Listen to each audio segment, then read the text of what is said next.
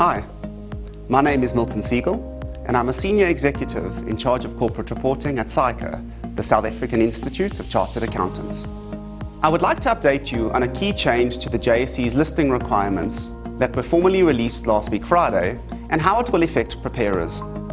I would also like to explain the role that SAICA played in advocating these changes, both for the affected CEOs and CFOs, as well as the regulator, i.e. the Johannesburg Stock Exchange. Numerous amendments were pronounced by the regulator, but the particular amendment that I will focus on is LR 38. This amendment requires both the CFO and CEO of a listed entity to sign off and attest to the adequacy and effectiveness of the internal financial controls, and to attest that these controls can be relied upon in determining the annual financial results.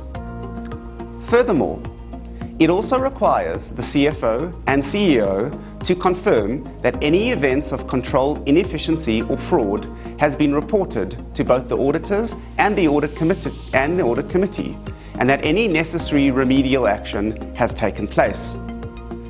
From a regulatory perspective, this can be seen as the JSE requiring further introspection and a positive assurance statement from executives, enhancing the company's executive management's responsibility for the overall annual results. This should promote stronger financial governance for JSE listed entities, which should result in an even higher level of corporate reporting within South Africa.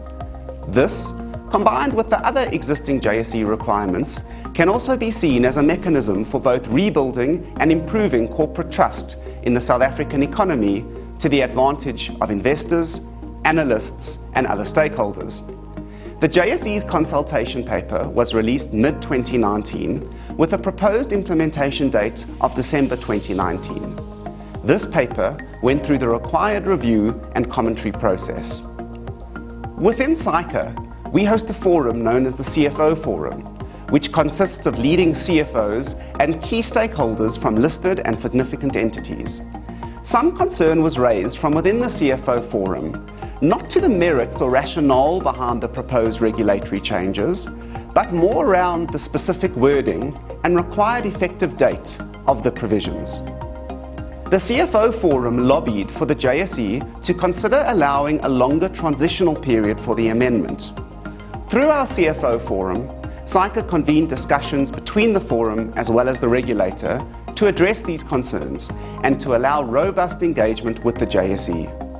As SAICA, we offered both parties our full support in aiding in and assisting with this process in order to advocate for the good of the profession and the economic environment. Through this process of multiple stakeholder engagements, meetings, emails and conference calls, SAICA was able to play a role in advocating common ground between both parties as we understand the benefit for all stakeholders. The JSE concluded last Friday, 22 November, that this particular amendment will be effective for all listed entities with a year end on or post 30 June 2020.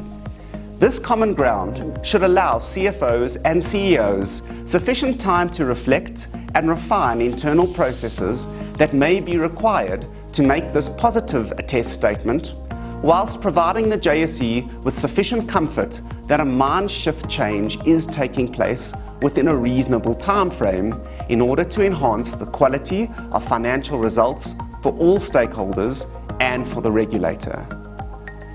In discussions with both the CFO Forum and the JSE, SAICA recognises the need to provide guidance to CEOs and CFOs as to what potential and necessary internal changes to financial controls may be required in order to reach the required level of positive assurance.